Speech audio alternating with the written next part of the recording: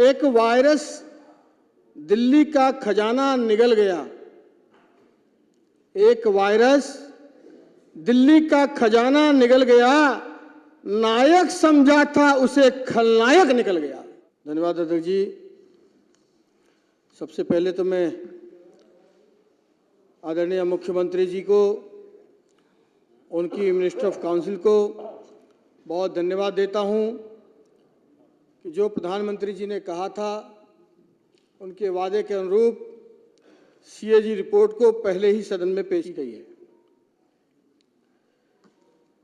मैं एक दो लाइन से बात शुरू करना चाहता हूं। एक वायरस दिल्ली का खजाना निगल गया।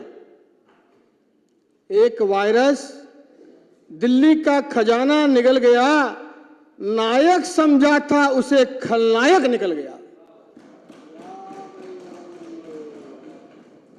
दिल्ली की जनता को बड़ी तकलीफ है। जब अरविंद केजरीवाल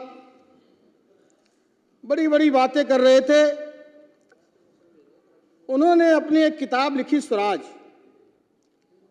और स्वराज किताब के पेज नंबर 114 में उन्होंने एक मोहल्ला सभा का जिक्र किया, ग्राम सभा का जिक्र किया। सोनिया विहार जो करावल नगर विधानसभा में है, उसकी एक बैठक का जिक्र उन्होंने किया है, और उसमें युवाओं के द्वारा शराब की दुकान कॉलोनी से दूर है, इसके लिए दारू उपलब्धता की इसमें बात की। और अंत में उन्होंने कहा है, अपनी किताब में उसके 4-5 लाइनें पढ़ के सुनाता हूं। आज के कानून में शराब की दुकान खोलने की अनुमति सरकारी अधिकारियों या स्थानीय नेताओं से लेनी होती है। कोई भी लोगों से यह पूछने की जहमत नहीं उठाता उन्हें यह पसंद है या नहीं।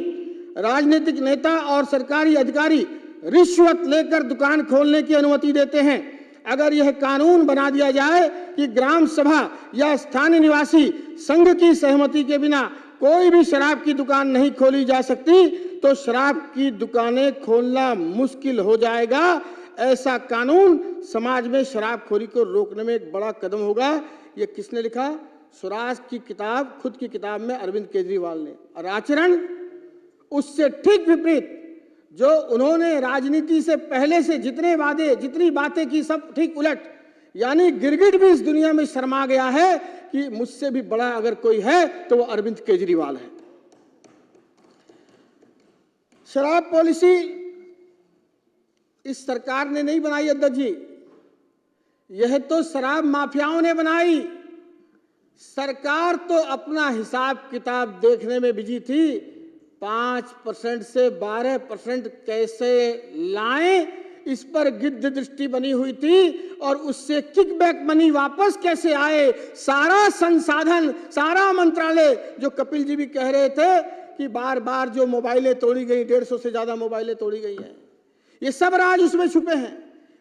कोर्ट, माननीय कोर्ट अरविंद केजरीवाल जी से उनका फोन खोलने की बात करता है। अरे ऐसा क्या राज छिपा है, तुम उस फोन को डिकोड नहीं करना चाहते? मुख्यमंत्री जी, आप ईमानदारी की बात करते हो, भ्रष्टाचार के दलदल में पूरी तरह से फंसे हुए हो। आप इसलिए अपने फोन को डिकोड तक नहीं कर रहे, क्योंकि उसमें सारी राजदारी बाहर आ जाएगी। इसी से उनके ईमानदारी का पर्दा खुल जाता है और बेईमानी का पर्दा खुल जाता है।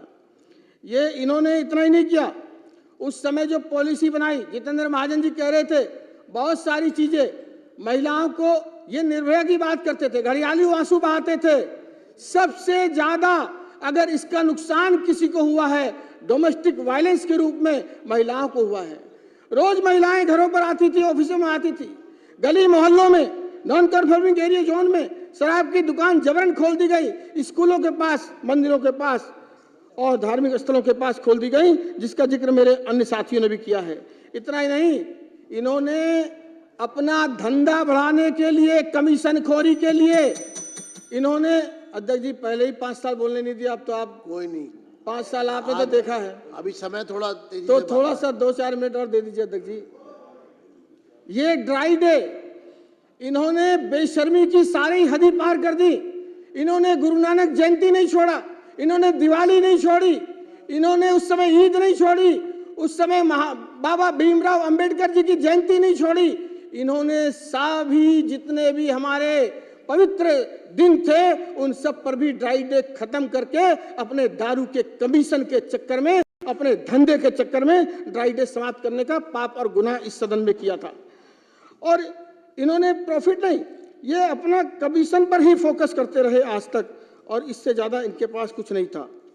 इन्होंने जो बात एक आई, एलजी की अनुमति के बिना कोरोना काल में, जैसे कोरोना काल में इन्होंने शीश महल का गुनाह किया, पॉलिसी बनाने का गुनाह किया, 144 करोड़ रुपए इन्होंने बिना एलजी के अनुमति के सारे मानदंडों को ताक पर रखकर अपने शराब माफिया दोस्तों को देने का अपराध किया है।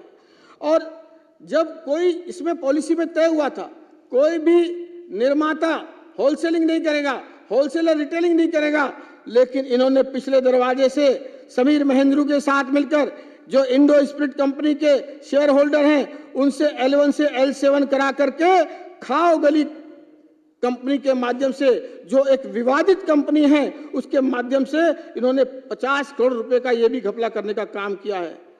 Pixie enterprises private limited company, जो एयरपोर्ट जोन की कंपनी थी, जिनकी अर्नेस्ट मनी जमा थी 30 करोड़ रुपए, लेकिन इंदिरा गांधी एयरपोर्ट जोन की इस कंपनी ने जब अपना एनओसी प्रमाण पत्र जमा नहीं किया, तब इन्होंने बैक द डोर वो 30 करोड़ रुपया उनका वापस कर दिया। इसके पीछे भी भ्रष्टाचार की बू आ रही है और लेन देन का मामला सामने आ रहा है, क्योंकि खाओगली और मगुंटा कंपनी दोनों ही कंपनियां विवादित कंपनियां रही हैं। बाकी तो बहुत सारी बातों पर हमारे साथियों ने बात कही है, और जो अभय जी ने भी कही बहुत सारी बातें, जो वैट को कम करने की बात कही। एक देखिए, इन्होंने ये अपनी जो सीएजी की हिंदी वाली कॉपी है उसमें 95 नंबर पेज पर है, निरीक्षण के दौरान मिली संदिग्ध बोतलों की संख्या खुदरा में 8,119, एचसीआर में 3,592, L1 में 19,428, यानी 31,139 बोतल इन्हें संदिग्ध विभाग को मिली, लेकिन इन्होंने मिलजुल कर जब्त कितनी की? मात्र 105, यानी बाकी की 31,000 बोतलें कहाँ गई हैं, इसकी भी जांच मैं आपके माध्यम से मांग करना चाहता हूं। यह सरकार बता नहीं रही है। दिल्ली की जनता बार बार पूछ रही है, दिल्ली की जनता बार बार पूछ रही है कि तू इधर उधर की बात ना कर, ये बता कि काफिला क्यों लुटा है, मुझे रहजनों से गिला नहीं, तेरी रहबरी का सवाल है। इस बात का जवाब उन्होंने नहीं दिया। और अंत में मैं सिर्फ इतना कह करके कि एक जो अभी कुछ लोग कह रहे थे कि भारत रत्न की बात कर रहे थे मनीष सिसोदिया जी के लिए, मैं तो कहता हूं मनीष सिसोदिया जी को और अरविंद केजरीवाल जी को इस देश में पहला भ्रष्ट रत्न का उपाधि मिलनी चाहिए, भ्रष्ट रत्न का अवार्ड मिलना चाहिए, क्योंकि इन लोगों ने भ्रष्टाचार के अलावा और कुछ किया ही नहीं। एक फिल्म देखी थी मैंने, उसमें गाना सुना था, जो बोएगा वही पाएगा, तेरा किया आगे आएगा, सुख दुख है क्या कर्म फलों का, जैसी करनी वैसी भरनी। बहुत बहुत धन्यवाद अध्यक्ष जी।